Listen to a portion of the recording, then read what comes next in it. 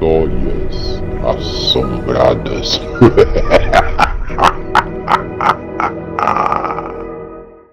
Olá, boa noite. Vamos para mais um relato do Histórias Assombradas. Gostando do canal? Então se inscreva, deixe o seu joinha. Relato de hoje: A Mulher do Cemitério. Nunca devemos subestimar qualquer história que envolva o sobrenatural. Não por elas serem verdadeiras ou mentirosas, e sim por se tratar apenas de uma falta de desconhecimento total de nossa parte ou de quem as julga.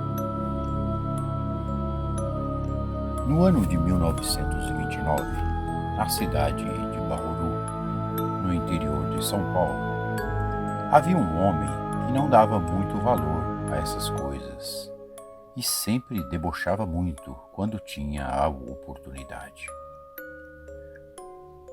Pércio era o seu nome. Pércio era um homem extremamente cruel e desagradável como pessoa. Tanto é que ele morava sozinho numa pequena casa, bem isolada das outras.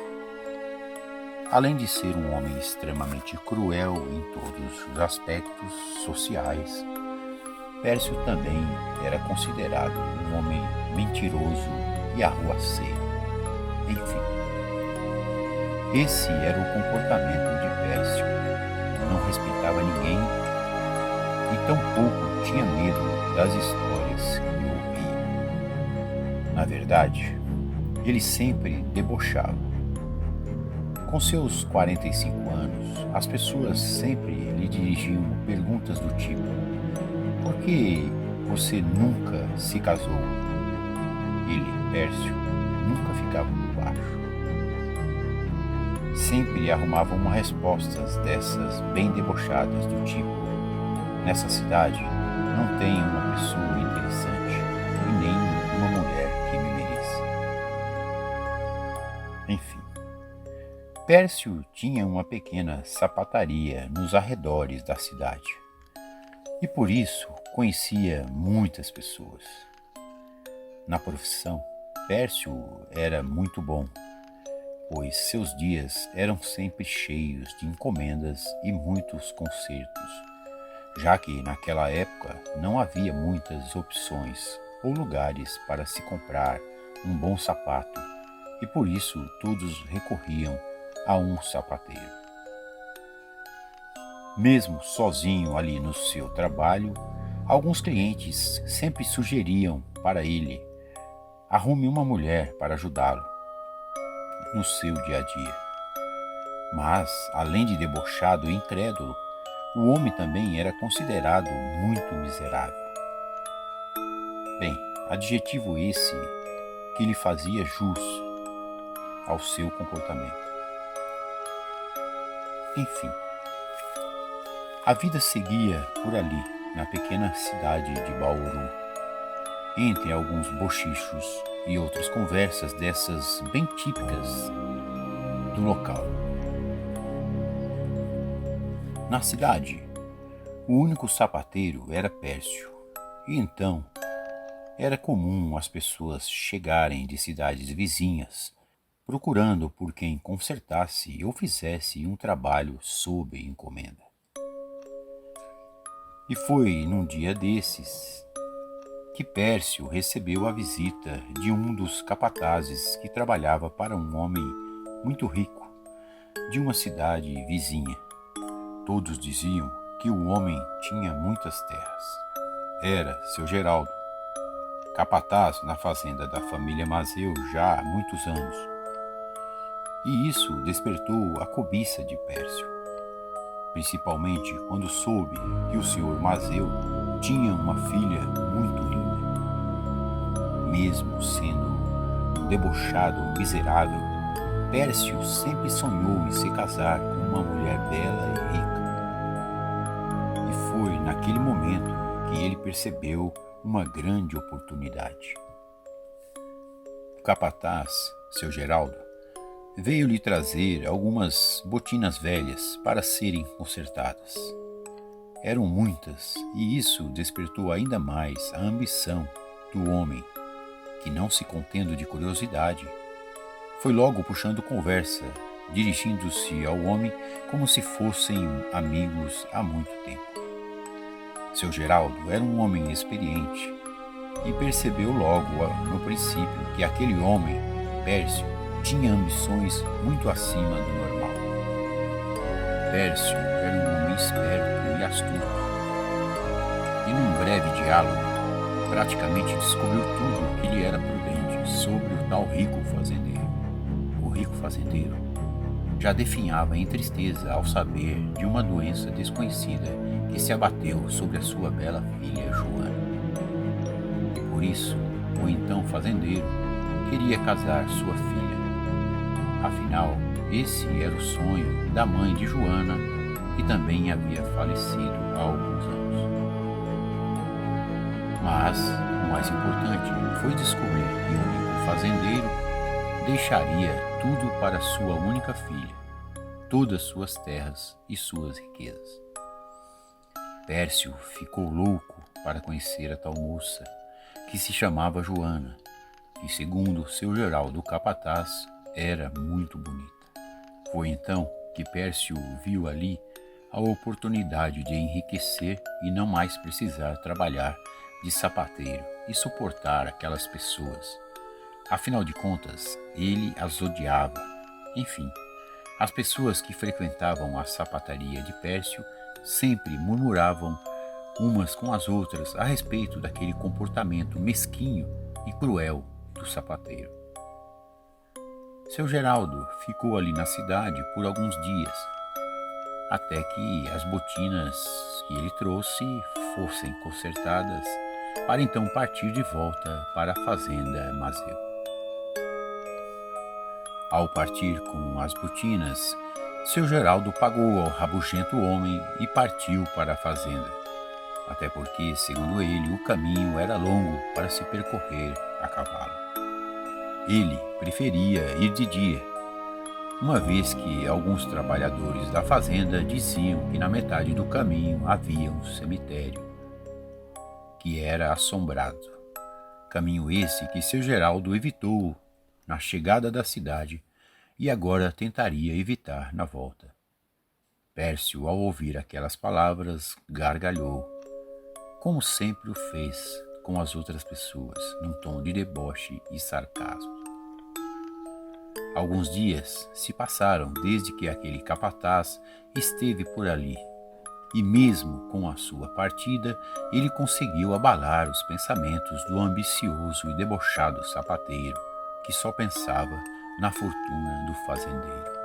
E para isso ele teria que conseguir primeiro se casar com a bela Joana, que segundo o capataz definhava com uma doença incurável. E assim, Pércio partiu com aquele ar de deboche e desprezo às pessoas, dizendo aos seus clientes que provavelmente eles jamais o veriam por ali novamente. Pércio então arrumou suas malas e partiu em busca daquela tão sonhada vida, muito dinheiro e muitas terras. O caminho seria longo, então ele apeou seu cavalo e partiu rumo à fazenda Mazeu para pedir a mão de Joana em casamento, mesmo sabendo que essa não seria uma tarefa fácil. Foram 2 dias de uma longa jornada. Na segunda noite, ele precisava descansar e por isso encontrou ali uma bodega muito comum nessas épocas. A noite estava se aproximando e quando ele chegou por ali, o dono do estabelecimento logo foi lhe informando que ali muito próximo haveria uma grande festa. Pércio já estava meio cansado, mas, pensou ele, quem sabe, depois de um bom banho, ele poderia arriscar uma noite de diversão. E assim ele o fez. Partiu em direção à festa, que foi facilmente encontrada, pois a movimentação por ali era muito grande. O lugar parecia ser um pequeno sítio, mas bem aconchegante, já que naquela noite Fazia muito frio. Pércio não conhecia ninguém no local, afinal ninguém o convidou, mas ele encontrou um meio mesmo assim. As pessoas o olhavam com um ar de desconfiança. Mesmo assim, ele não se importava com aquilo. Afinal, o importante era tomar uns bons goles de cachaça e dançar. E foi uma bela moça que ele notou ali, sentada no extremo do quintal. A moça era muito bela, mas parecia ser indiferente às outras pessoas que ali dançavam alegremente. Pércio então viu ali uma oportunidade de ouro. Como poderia uma bela moça ali sozinha e sem ninguém ao seu lado? Ao se aproximar da moça, ele descobriu que seu nome era Joana. Foi então que vieram em seus pensamentos com toda aquela beleza, embora que com uma pele bem pálida, só poderia ser a filha do tal fazendeiro. O capataz tinha razão, ela era linda mesmo. Ele se apaixonou assim que bateu os olhos na moça. Joana não era de falar muito, então ele a convidou para dançar. Convite esse que foi aceito instantaneamente pela estranha e bela moça. E foi durante toda a madrugada que os dois valsaram e sapatearam alegremente. Pércio não se continha de paixão e alegria. As pessoas ali o olhavam com desconfiança e nada diziam, um comportamento muito estranho, por sinal, mas enfim, isso não tinha a mínima importância. Tudo o que ele tinha em mente era dançar e apreciar o belo e pálido rosto de Joana, que só fazia sorrir e valsar rodeando como se fosse uma bailarina, alegre pelo salão do local. Quando faltavam algumas poucas horas para o amanhecer-dia, Joana disse a Pércio que tinha que voltar, pois sua mãe a aguardava, uma vez que ela não havia avisado sobre sua saída. Pércio, então, ficou muito triste e amargurado e disse: "Não vá, fique mais um pouco." Joana então retrucou com a sua voz bem serena e macia: "Não, assim que o sol sair, eu devo estar no meu leito." Pércio ficou louco com tudo isso e pediu o endereço da moça, que sussurrou no seu ouvido levemente o local onde ela morava. O frio estava mais intenso com a madrugada. Então, com um gesto desses bem raros, principalmente vindo de homens tão individualistas e ambiciosos como Pércio, sim, Pércio lhe ofereceu o seu casaco preto de couro a Joana, que aceitou prontamente. Ela sugeriu que não voltaria para devolvê-lo. Mesmo assim, o homem então disse: "Amanhã eu passo em sua casa e pego com você, aproveitando e pedindo sua mão em casamento, minha doce Joana." A mulher nada disse, apenas lhe virou as costas e seguiu a estrada, que estava bem escura e sinistra naquela noite. Todos então foram embora naquela madrugada, e Pércio também, mas agora muito feliz com a grata surpresa de ter conhecido talvez a bela e rica Joana, citada pelo então capataz seu Geraldo. No outro dia, Pércio então se trocou, vestiu sua melhor roupa e saiu em busca do então endereço sussurrado em seus ouvidos pela bela moça. E qual não foi a surpresa de Pércio ao ver que o endereço que a moça disse a ele era um cemitério. Havia por ali um coveiro trabalhando. Pércio então lhe perguntou sobre a tal Joana. O homem, assustado ainda, lhe respondeu que a única Joana que ele conhecia estava enterrada ali ao lado de sua mãe Maria. Sem entender nada e muito assustado, Pércio pediu autorização para ver os túmulos. E qual não foi a sua surpresa ao perceber que ali em cima de uma lápide estava a jaqueta que ele havia emprestado à moça.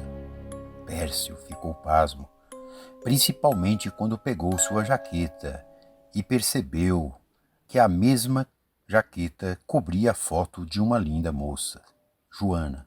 Sim, era a mesma moça que ele ficou e dançou com ela praticamente toda a noite.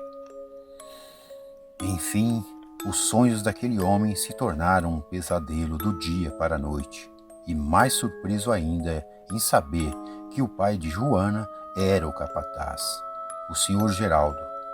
Na verdade, nunca houve uma moça rica, mas sim o desejo de um pai em casá-la com um homem para satisfazer os sonhos da jovem antes de sua morte. Daquele dia em diante, então, o debochado e incrédulo Pércio nunca mais foi o mesmo.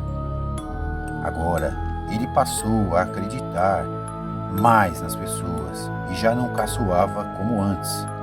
Alguns anos depois, ele morreu, e tudo o que as pessoas diziam era que seu sonho era ser enterrado ao lado da bela Joana. E assim foi feito. Há quem diga que quando passam pelo mesmo cemitério, eles veem os dois dançando em cima de um túmulo.